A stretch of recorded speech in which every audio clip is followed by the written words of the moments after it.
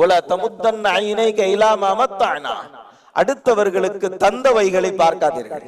அவர் car வச்சிருக்கிறார், பங்களா வச்சிருக்கிறார், அது வச்சிருக்கிறார், இது வச்சிருக்கிறார், செல்வத்தோடு இருக்கிறார், செழிப்பாக இருக்கிறார், அழகிய வாழ்க்கையை பெற்றிருக்கிறார் என்பதற்காக வேண்டி அடுத்தவர்கள் பெற்றிருக்கக்கூடிய அருட்கொடைகளை எல்லாம் நீங்கள் பார்க்காதீர்கள். அது மட்டுமல்ல, தேவையில்லாததை பார்க்காதீர்கள், பொருத்தம் இல்லாததை பார்க்காதீர்கள், தகுதி இல்லாதவைகளை பார்க்காதீர்கள். ஒலா தமுத்தன்ன ஐனைக், உங்களுடைய பார்வையை எல்லா இடங்களிலும் நீட்டாதீர்கள் என்பதாக அல்லாஹ் பார்வைக்கு கட்டுப்பாடு போடுகிறார்.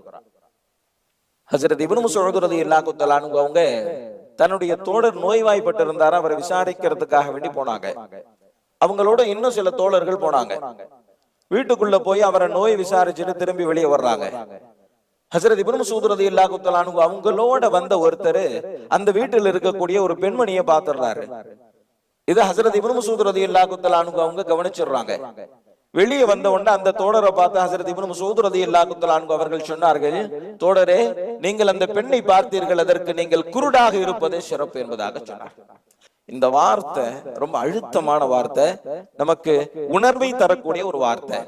எங்கெங்கெல்லாம் இப்படி ஒரு சந்தர்ப்பம் ஏற்படுகிறதோ அங்கெங்கெல்லாம் நினைத்து பார்க்க வேண்டிய, படிப்பினை பெற வேண்டிய வார்த்தை இது. நாம் இந்த கண்களை கொண்டு இதை பார்க்கிறோம், அல்லாஹ் தடுத்ததை பார்க்கிறோம். அல்லாஹ் தடுத்ததை பார்ப்பதை விட குருடாக இருப்பதே நல்லது என்பதை நாம் புரிந்து கொண்டோம் என்று சொன்னால், பார்வையை எங்கே பார்க்க வேண்டும், எப்படி பார்க்க வேண்டும் என்பதை நம்மால் புரிந்து கொள்ள முடியும். பார்வைக்கு கட்டுப்பாடு. அல்லாஹ் குர்ஆனிலே சொல்வான், குல்லில் முஃமினீன யகுது மின் அப்சாரிஹிம், முஃமின்களுக்கு சொல்லுங்கள் அவர்களுடைய பார்வையை தாழ்த்தி கொள்ளட்டும் என்பதாக சொல்லுங்கள்.